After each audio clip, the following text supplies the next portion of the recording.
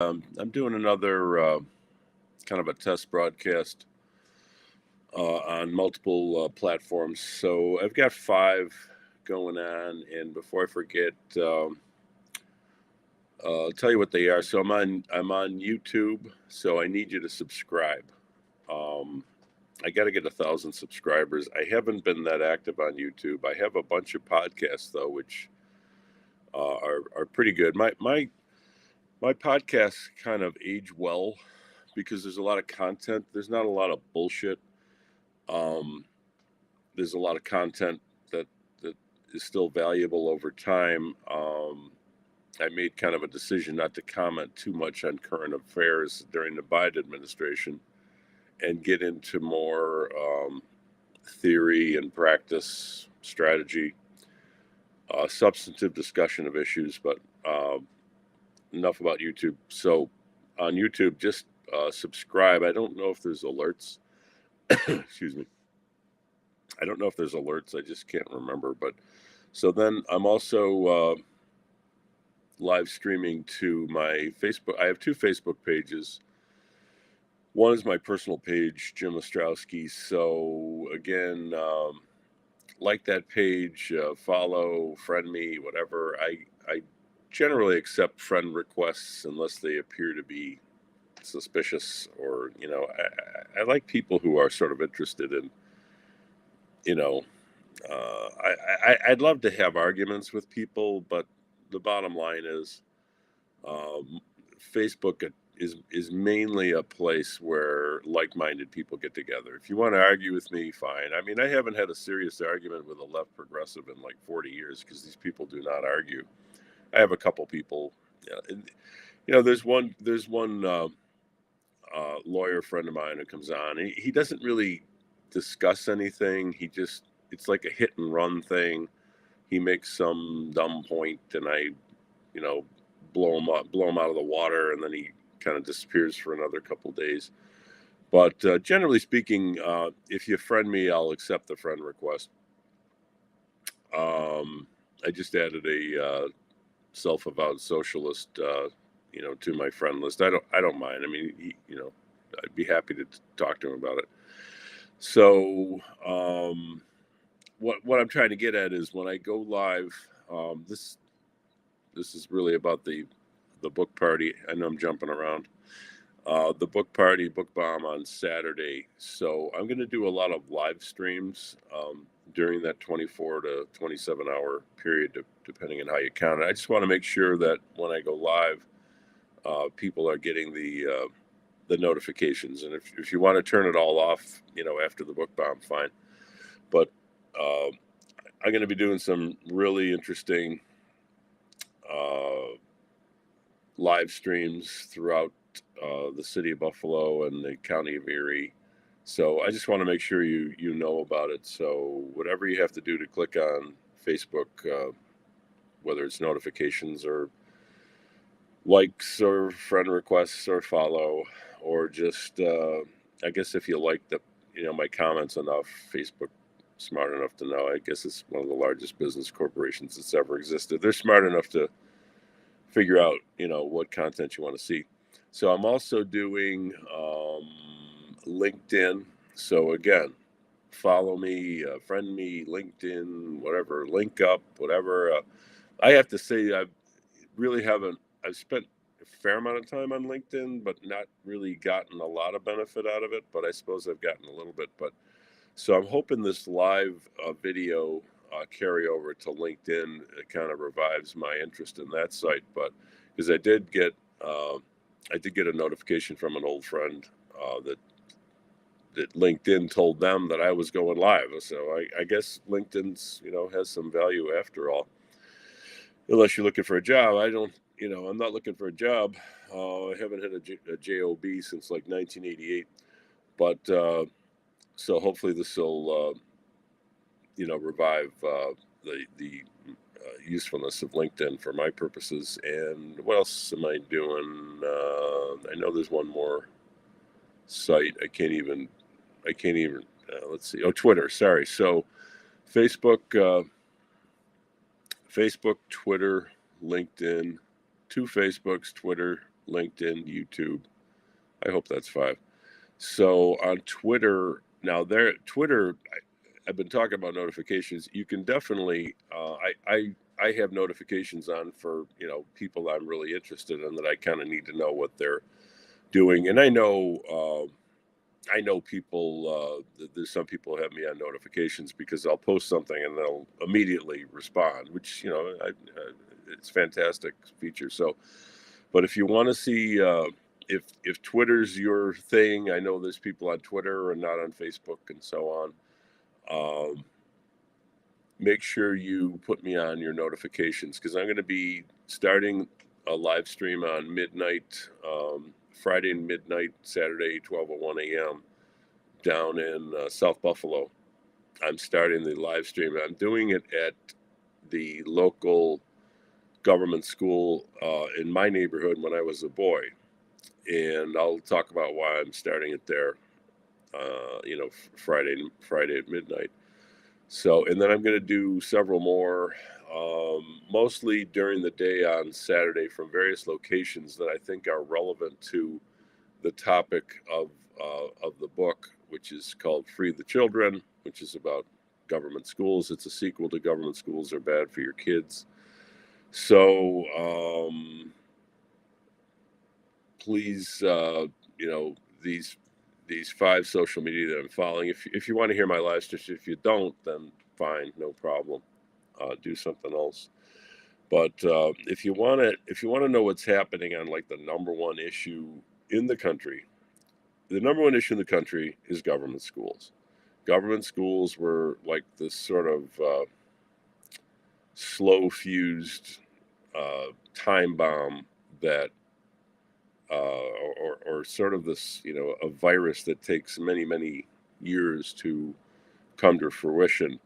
But it was planted in the American polity starting in 1852 in Massachusetts and wasn't really a major factor in all the states until well into the 20th century. And you started out with K through 8, or whatever the grades were at that time. I'm not an expert on the history of when kindergarten came in. I know it was there when I was a kid, believe me. But this notion that you went from K through 12, this doesn't really come in until well into the 20th century. So by the time government schools became a huge factor, dominating factor in our society, the United States was already the number one country in the world on a number of different parameters. Certainly, the most obvious being the economy / technology. We were definitely the leader before government schools came along, and frankly, the country, has gotten sort of dumber with each passing generation, each passing decade, until, as I've said many times, the stagnation starts to come in around the early 70s. If you were in Buffalo, as I was, you kind of noticed the stagnation earlier. And I know I'm jumping around a bit, but I hopefully it all makes sense at the end. So around 2004 to 2010, I led a really hardcore libertarian inspired and oriented citizens movement. There were other people involved who were more conservatives, but it was called Free New York or Free Buffalo. And one of the points I made in the book, my first book, which is what you're seeing on the wall, that's me in front of City Hall with a gavel. Interesting story.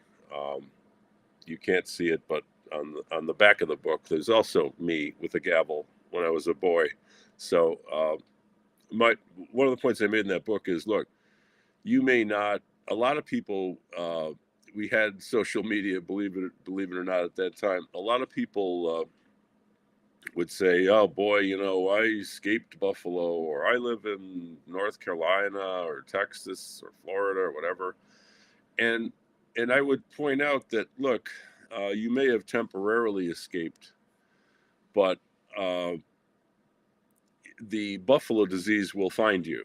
And the buffalo disease did find the rest of the country. I'm not saying that there's not differences in the level of freedom. There are. In fact, I'm working on a project that highlights that point. But to a larger extent, to a large extent, the buffalo disease has gone national. What's the buffalo disease? The buffalo disease is, as Rothbard points out, history is a race between social power and state power. And throughout American history, most of American history, social power carried the day, but the state got bigger and bigger and bigger and bigger and bigger. At a certain point, the state gets so big that it consumes so much of the economic capital, and then, but also social and cultural capital, and it causes a sort of a cultural decline, a decline in behavioral standards, a decline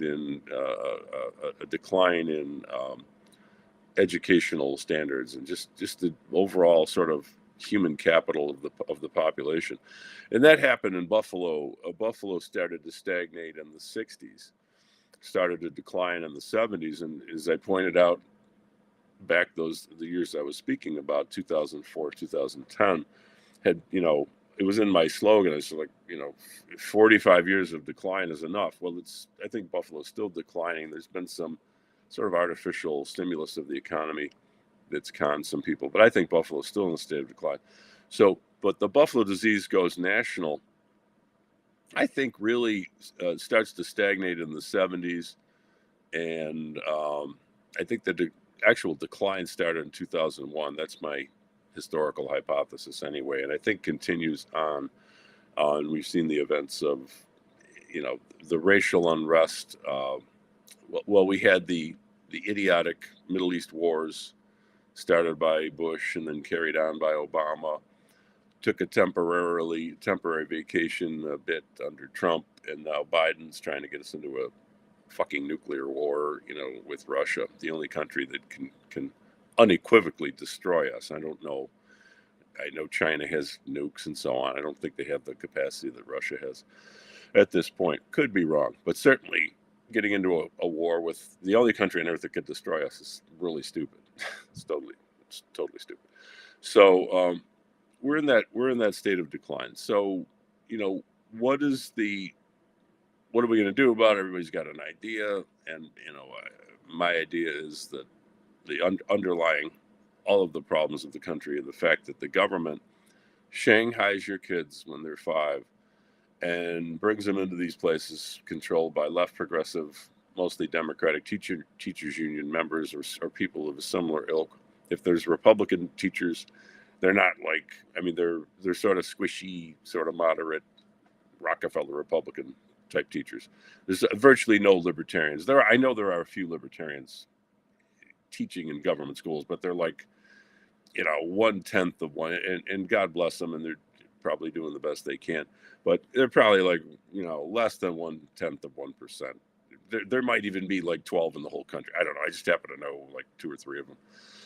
So, not going to go on too long. This is kind of a test broadcast, as I said. So, let me give you the basic details. So tomorrow, there's big news, but I don't really, I know I've learned over the years, not to talk about media engagements until it's actually happened. But I'm scheduled to be on a very important podcast tomorrow, so that's gonna start out Book Bomb Week. It's Book Bomb Day, but it's kind of Book Bomb Week too. So I'm going to be promoting it all week, starting tomorrow. So, but the actual Book Bomb starts Friday midnight. It's mostly an internet event, but I'll have some brick and mortar events, and then we're having a brick and mortar party in Buffalo. It's actually in Hamburg, which is a suburb south of Buffalo, at 8 o'clock to 10 p.m. Eastern time. Starting out with a live stream, and again, I'll use all the multiple platforms. At 8 o'clock, I'll give everybody an update as to how book sales are going, to the best of my ability to know that. Amazon sales figures are not as quick as they used to be, but I'll be following, hopefully my sales rank will go down, meaning that's good. And the goal is to get number one in whatever category I'm in. It's like elections or some political category. And I need to, if I can get to about 1,000 sales rank on Amazon, I can be number one in that category, get a bestseller badge, and that becomes a kind of a breakthrough. And I'll be on Amazon's radar, and they'll start promoting the book with, they have their Amazon knows what they're doing. Believe me, they're really smart. That's why they're the number one, along with Apple, 1, 2 businesses on earth, probably. By the way, but they both have great customer service. This is another reason that they are at the top of the heap. So that's what's going on. So what can you do? When I go live, just share it and comment, and hopefully you're inclined to buy the book. It's only $12. It's a sequel to Government Schools Are Bad for Your Kids, which sold very well on LouRockwell.com for several months, but then I went back to my law practice and didn't market it. This is, I have 10 books in one monograph, or 11 books, however you want to count them, on Amazon. I've never really marketed the books.